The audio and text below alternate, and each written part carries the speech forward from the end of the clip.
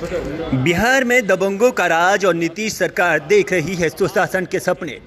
बिहार के रौद मंडल ग्राम हरिपुर थाना दाहा जिला पूर्णिया जिले से बिहार के सुशासन की पोल खोलने वाला एक मामला सामने आया है, जहां बिहार गरीब और दलितों की जमीनों पर दबंगों द्वारा हड़पने का मामला सामने आया है, जिसमें दबंगों द्वारा उन परिवारों की महिलाओं के साथ बलात्कार और बच्चों की हत्या का आरोप भी लगा है। परिवारों द्वारा इसमें पुलिस और प्रशासन की मिलीभगत का भी आरोप लगा है, जिसकी शिकायतें इन परिवारों द्वारा 15 वर्षों से प्रधानमंत्री, मुख्यमंत्री, प्रशासन और मानवाधिकार को की जा चुकी है, लेकिन कोई भी कार्रवाई अभी तक नहीं हुई है। आज परिवार दिल्ली की सड़कों पर धक्के खाने को मजबूर है। अब सवाल ये उठता है कि आखिर नीतीश सरकार की नींद कब तक खुलती है। Bureau report, news for India. हो गया। क्या कुछ मांगे हैं? जिस तरह से आपने बताया कि कुछ रिक्शा आप चलाते थे कुछ समय में, और क्या कुछ घटना आपके साथ हुई, आप बताएंगे? जरूर बताएंगे हजूर। मेरा नाम रूदो मंडल, ग्राम हरिपुर, थाना धमदाहा, जिला पूर्णिया, बिहार का अस्थायी वासी हूँ। मैं दुखी होकर के मैं अपना गरीबी जीवन बिताने के लिए मैं पंजाब 35 साल रिक्शा चला करके मैंने 5.5 एकड़ ज़मीन खरीदा हूँ, लेकिन वो ज़मीन भी चला गया, मेरा इज्जत भी लूटा गया। मेरी एक बच्ची को उस तंग तबाह करने वाला एसपी डीएसपी जितने भी है वो बच्चे को भी हत्या करवाया, प्लस मेरे घर झोपड़ी उजड़वा दिया, प्लस में जो है एक बच्चा मेरे सबसे बड़ा लड़का है वो अभी बंदी बना करके पंजाब में रखा है। 15 साल से मैं उसके पास गया, वो भी डंडा लेकर के दौड़ा कि तुम्हारा लड़का नहीं है, लड़का हमारा है। बच्चे को भी हाथ बांध करके रखा था अंदर में, वो चिल्लाया तो मैं हल्ला किया, वहाँ पर 2-4-10 आदमी आ गया।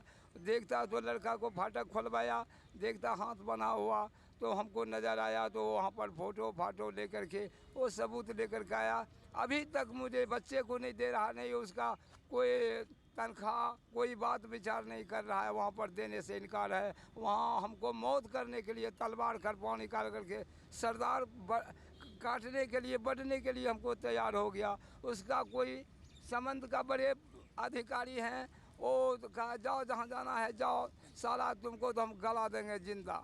वहाँ से हमको भगा दिया, नहीं बच्चा को दिया, नहीं हमको वहाँ पर स्थिर रहने दिया, हमको भगा दिया। भाग करके मैं अस्थिर होकर के चले गया घर। यहाँ पर मैं प्रधानमंत्री, गृह मंत्री, आप यहाँ तो बड़े बड़े वादे करते हैं, वो तो कहते हैं कि हमने जनता की हर एक समस्या हल की। हमारे मुख्यमंत्री जी के पास गए हैं, कम से कम 10 बार गए हैं मुख्यमंत्री, माननीय मुख्यमंत्री जी श्री नीतीश कुमार जी के पास। उसका चिट्ठी लेटर मेरे पास मौजूद है। उसके सामने ने पुलिस हमको डंडा चलाया, डंडा चलाने पर हमको तकलीफ हुआ, मैंने वो पुलिस को उठा कर पटक दिया।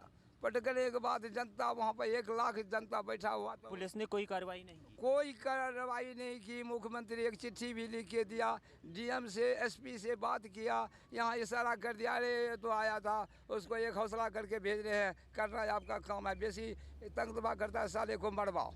यानी आपके केस को दबा दिया गया? कोई भी सारा कुछ दबा दिया माननीय मुख्यमंत्री जी। कोई आज तक रोशन नहीं देखने दिया।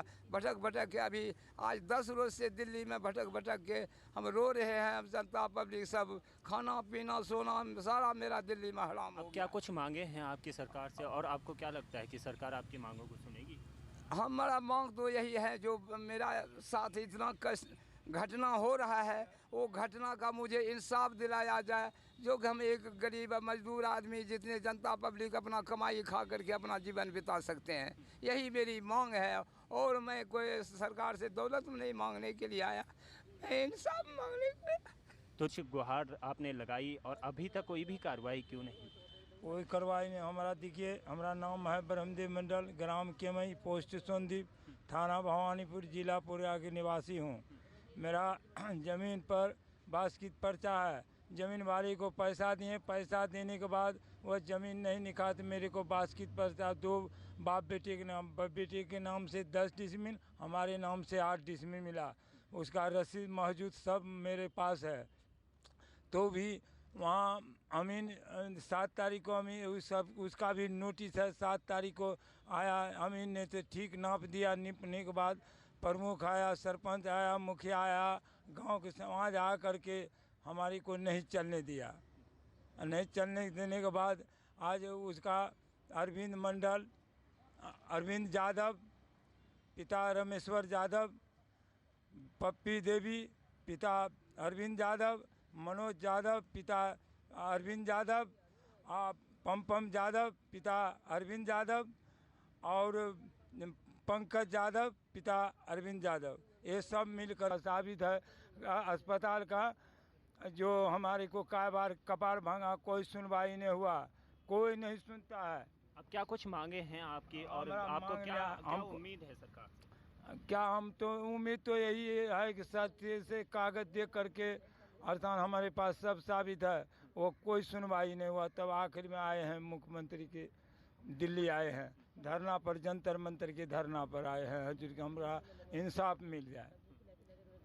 तो देखा आपने कि जो यहाँ पर बैठे हुए हैं इनका दर्द कैसे झलक रहा है। आप साफ तौर पर तस्वीरों में भी देख रहे हैं और उनके साफ से ज्ञापन भी देख रहे हैं कि किस तरह से इनका दर्द झलक रहा है। और सीधे तौर पर आप इनकी तस्वीरें देखेंगे, महादलित की ज़मीन पर जो कब्जा लगातार किया गया है, आप तस्वीरों में साफ तौर पर देख सकते हैं कि किस तरह से प्रशासन अपना पूरे दबाव बनाता है। और नीतीश सरकार जो यहाँ पर बड़े बड़े वादे करती है और बड़े बड़े दावे करती है, पुलिस प्रशासन को मजबूत करने की बात करती है, तो साफ तौर पर आपने इन लोगों का दर्द देखा कि किस तरह से इनका दर्द झलक रहा है। और नीतीश कुमार मज़े कर रहे हैं और नीतीश कुमार के जो दावे हैं वो लगातार फेल होते हुए नज़र आते हैं।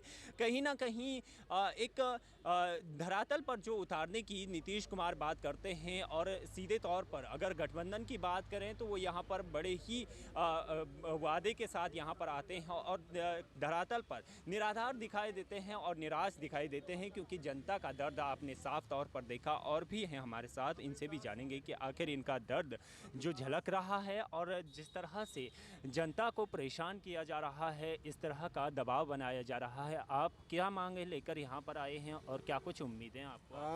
हम यहाँ मांगे के लिए कि हम इस गांव का वासी नहीं हैं, हम हैं बाहर की वासी। इस गांव में हमको लाया गया, हमारे घर की ज़मीन बेचवा करके यहाँ लाया, वहाँ से यहाँ हम ज़मीन खरीदें अपने टके सब कुछ, लेकिन यहाँ के आदमी ने अभी हमारी वो हम यहाँ का ससुराल में बसे हैं, वो हमारे साले सने ने अभी हमारे ऊपर दमन कर करके आप पढ़ लो को सुन लीजिए, कोई खुट्टा में जोड़ के मारा है, कोई गाछ में टांग के भी मारा हुआ है और हमको यहाँ से भगाने के लिए चाह रहा है। और हमने इसको गए वहाँ एसपी के पास दरखास्त आज 4 साल से दे रहे हैं, कोई सुनवाई, कोई पुलिस नहीं आता है। उसके बाद हमारा बेटा भी हमारे ऊपर 2 बार 2 केस किया, हमको थाना बुलाया, मैं थाना गया, थाना ने वहाँ से सरपंच मुखिया ये सब दिया वहाँ पर बेटा को लेकर के, इसका पक्ष लेकर के, लेकिन हमको सरपंच ने कहा हाँ वहाँ फैसला कर देंगे दरोगा को। वहाँ से दरोगा का यहाँ 3 बार वो सरपंच ने पंचायती किया, न हमारा पंचनामा बना के दिया, नहीं कुछ किया, न हमारा कोई इसका इंसाफ दे रहा है। तो देखा आपने कि इस तरह से लगातार ज्ञापन सौंपे जाते हैं, पर यहाँ पर पुलिस प्रशासन पूरी तरह से यहाँ पर निराधार दिखाई देती है, कोई भी कार्रवाई नहीं करती है। नीतीश कुमार के जो वादे हैं, जो यहाँ पर ज्ञापन लेकर यहाँ पर आए हैं, ज़मीनों को लेकर लगातार ही यहाँ पर सभी लोग जो यहाँ पर आए हैं अपनी ज़मीनों को लेकर, मारपीट को लेकर लगातार ही सवाल उठते रहे हैं। और नीतीश सरकार पूरी तरह से यहाँ पर फेल दिखाई देती है। जिस तरह से नीतीश कुमार वादे करते हैं, यहाँ पर पूरी तरह से फेल दिखाई देते हैं। अब देखना ये है कि आखिर सीएम से लेकर पीएम तक इनकी कब तक सुनती है और कब तक सरकार इस तरह का दबाव बनाकर इनको नीचा दिखाना चाहती है। आम जनता को लगातार दबाया जाता है, आम जनता के वोट लेकर ही आम जनता को दबा दिया जाता है, और इनकी आवाज़ कब तक सरकार तक पहुंचती है, ये तो फिलहाल देखने वाली बात है। आप हमारे साथ इस तरह से बिहार में दबंगों का राज और नीतीश देख रहे हैं सुशासन के सपने। यही एक रणनीति यहाँ पर देखने को मिल रही है, जहाँ बिहार के पूर्णिया जिले से एक मामला सामने आया है जो आज दिल्ली के जंतर मंतर पर धक्के खाने को मजबूर है, जहाँ पीड़ित परिवारों को यहाँ पर पूरी तरह से निराधार, ना तो सुशासन से कोई उम्मीदें, और जिस तरह से लगातार यहाँ पर मामला सामने आया, प्रशासन को भी किसी भी तरह की कोई भी मदद यहाँ पर नहीं मिली। हालांकि जिसमें परिवारों की महिलाओं के साथ बलात्कार और कुछ परिवार के बच्चों की हत्या का आरोप भी यहाँ पर है। जिस तरह से नीतीश सरकार बड़े बड़े वादे करती है, यहाँ पर साफ साफ तस्वीरों में देख रहे हो कि किस तरह से इन गरीबों के आंसू छलक रहे हैं और नीतीश कुमार मजे कर रहे हैं। सीधे तौर पर अगर तस्वीरें देखी जाए तो यहाँ पर 15 वर्षों में प्रधानमंत्री और मुख्यमंत्री को भी ये ज्ञापन सौंप चुके हैं, पर यहाँ पर किसी भी तरह की कोई भी कार्रवाई नहीं हुई। अब देखने वाली बात यह है कि आखिर सुशासन की आंखें कब तक खुलती हैं और सरकार कब तक इन पर एक्शन लेती है। जिस तरह से आम जनता को लगातार दबाया जाता है और इस तरह की लगातार जो केसेस आते हैं, इन पर कोई भी कार्रवाई नहीं होती है और प्रशासन लगातार अपने बड़े वादे यहाँ पर करती दिखाई देती है। और साफ सी तस्वीरें आप यहाँ पर देख रहे हैं कि दिल्ली के जंतर मंतर पर बैठे हुए हैं और सबकी एक ही मांग है कि इस तरह की लगातार हमारे साथ जाति होती रही है। जिस जाति से नीतीश कुमार आते हैं उसी जाति के ये लोग हैं और लगातार अपनी मांगों को लेकर यहाँ पर बैठे हुए हैं, डटे हुए हैं। अब प्रशासन पर भी सवाल खड़े होते हैं कि आखिर कब तक प्रशासन इस पर कार्रवाई करती है और किस तरह की कार्रवाई करती है। ये तो फिलहाल देखने वाली बात है। सबसे बड़ा सवाल ये है कि नीतीश कुमार अभी तक क्यों सो रही है और ऐसी सोई हुई सरकार आखिर जनता कब तक चुनेगी, और जिस जनता का वोट लेती है और उसी पर इतना अत्याचार करती है। और नीतीश सरकार अपनी लगातार बड़े वादे और बड़े सपने यहाँ पर लोगों को दिखाते आई है, कब तक इस पर कार्रवाई होती है।